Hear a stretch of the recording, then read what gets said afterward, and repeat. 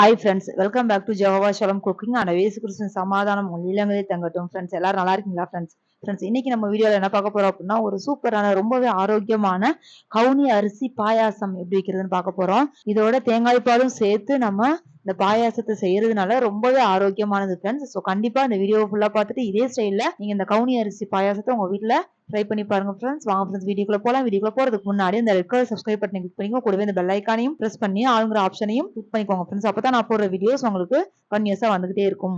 வாங்க ஃப்ரெண்ட்ஸ் கவுனி அரிசி பாயாசம் எப்படி வைக்கிறதுன்னு பார்க்கலாம். கவுனி அரிசி ரொம்ப சத்தான ஒரு உணவுப் பொருட்கள்ல ஒண்ணு. பிளாக் கலர்ல எப்படி இருக்கு பாருங்களேன், அழகா பார்க்கவே அழகா இருக்குல்ல.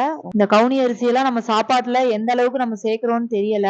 ஸோ ஃப்ரெண்ட்ஸ் இப்படி பாயாசமா செஞ்சு ஒரு பவுல்ல விட்டு ஒரு ஸ்பூன் போட்டு பிள்ளைங்க கையில கொடுத்துட்டீங்க அப்படின்னா பிள்ளைங்க ரொம்ப விரும்பி சாப்பிடுவாங்க. எங்க வீட்டு பிள்ளைங்க எல்லாம் நல்லா சாப்பிட்டாங்க இதை. ஸோ கண்டிப்பா உங்க வீட்டு பிள்ளைங்களுக்கும் செஞ்சு கொடுத்துட்டு மறக்காம உங்க கமெண்ட்டை பதிவிடுங்க ஃப்ரெண்ட்ஸ். இந்த கவுனி அரிசி பாயாசம் செய்யறதுக்கு 200 கிராம் கவுனி அரிசியை நைட்டே ஊற போட்டுருங்க. இந்த கவுனி அரிசியை பொறுத்த வரைக்கும் இது ரொம்ப நேரம் ஊறணும் ஃப்ரெண்ட்ஸ். ஸோ அதுக்காக நைட்டே இதை ஊற போட்டுறணும். இப்போ காலையில ஆயிடுச்சு ஃப்ரெண்ட்ஸ். 11 மணி நேரம் ஊற வச்ச இந்த கவுனி அரிசியை நல்லா வாஷ் பண்ணி மிக்ஸி ஜார்ல போட்டு நெருன்னு அரைச்சு வச்சுக்கோங்க. ரொம்ப மையா அரைச்சிட வேண்டாம். அதுக்கு முன்னாடி பதத்துல அரைச்சி எடுத்து வச்சுக்கோங்க.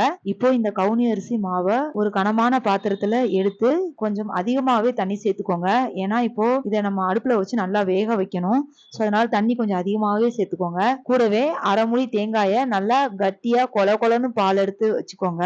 இப்போ இந்த மாவை அடுப்புல வச்சு இதை நல்லா மிக்ஸ் பண்ணி விட்டுக்கிட்டே இருங்க ஃப்ரெண்ட்ஸ். பக்கத்துல இருந்தே மிக்ஸ் பண்ணுங்க. ஒரு 10 நிமிஷத்துலயே நல்லா வெந்துரும். வச்சுட்டு அந்த பக்கம் இந்த பக்கம் போயிடாதீங்க, அடிப்பிடிக்க ஆரம்பிச்சிரும். இதை நல்லா மிக்ஸ் பண்ணிக்கிட்டு இருக்கும் போதே ஒரு 4 ஏலக்காய நுணுக்கி இதோட சேர்த்துக்கோங்க.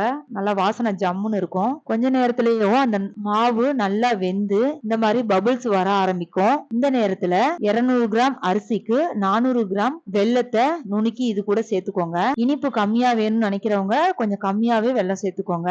வெல்லம் சேர்த்ததும் இதை நல்லா மிக்ஸ் பண்ணி விட்டுக்கிட்டே இருங்க. அந்த வெல்லம் வந்து நல்லா கரைஞ்சதும் இது கூட 2 ஸ்பூன் ஒயிட் சுகர் ஃபிளேவருக்காக சேர்த்துக்கோங்க. ஒயிட் சுகர் சேர்த்தோம்னா கொஞ்சம் நல்லா வித்தியாசமா இருக்கும் அந்த டேஸ்ட். அதுக்காக தான் ஒயிட் சுகர் சேர்க்கிறது. இப்ப பாருங்க மறுபடியும் பபிள்ஸ் வர ஆரம்பிச்சிருச்சு. இந்த பபிள்ஸ் வர ஆரம்பிக்கும் போது நம்ம கட்டியா கொலன்னு எடுத்து வச்சிருந்த தேங்காய் பாலை இதோட சேர்த்து லேசா கிண்டி விட்டுக்கோங்க. தேங்காய் பால் சேர்க்க ஆரம்பிக்கும் போது லோ ஃபிளேம்ல வச்சுக்கோங்க. தேங்காய் பால் சேர்த்ததுக்கு அப்புறம் நல்லா மிக்ஸ் பண்ணி விட்டுட்டு கொதிக்க ஆரம்பிக்கிறதுக்குள்ள அடுப்பை ஆஃப் பண்ணிருங்க.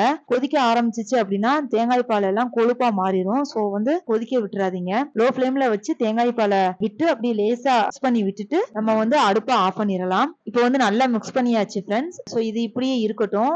அடுப்பை மட்டும் ஆஃப் பண்ணிடலாம். இப்போ வேறொரு பாத்திரத்துல நெய் விட்டு முந்திரி உலர் திராட்சை போட்டு லேசா வறுத்து அதை இந்த கலவையோட சேர்த்துடலாம் ஃப்ரெண்ட்ஸ். அவ்வளவுதான், சுட சுட கவுனி அரிசி பாயாசம் நொடியில ரெடி ஆயிடுச்சு. ரொம்ப ஈஸி, ரொம்ப ஆரோக்கியமானது. ஸோ கண்டிப்பா உங்க வீட்டு பிள்ளைங்களுக்கும் செஞ்சு கொடுத்துட்டு மறக்காம உங்க கமெண்ட்டை பதிவிடுங்க ஃப்ரெண்ட்ஸ். ஓகே ஃப்ரெண்ட்ஸ், இந்த வீடியோ பிடிச்சிருந்துச்சுன்னா லைக் பண்ணுங்க, ஷேர் பண்ணுங்க, கமெண்ட் பண்ணுங்க. மறக்காம நம்ம ஜெகவா ஷலம் குக்கிங் சேனலுக்கு சப்ஸ்கிரைப் பண்ணிருங்க ஃப்ரெண்ட்ஸ். என்னோட கோலம் வீடியோஸ் நீங்க பார்க்கணும்னா ரங்கோலி பை சசிகலா பிரான்ஸ் சேனலோட லிங்க் நான் டிஸ்கிரிப்ஷன் பாக்ஸ்ல கொடுத்துருக்கேன். அந்த சேனலுக்கும் உங்களோட பேராதரவை தாங்க ஃப்ரெண்ட்ஸ். மீண்டும் ஒரு அருமையான வீடியோல உங்களை சந்திக்கிறேன். அது வரைக்கும் பாய்.